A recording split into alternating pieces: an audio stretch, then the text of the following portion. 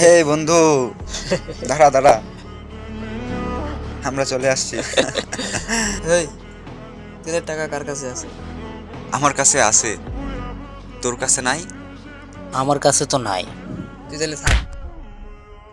এই তুই চর। চল, আজকে মজা হবে, সেই মজা হবে।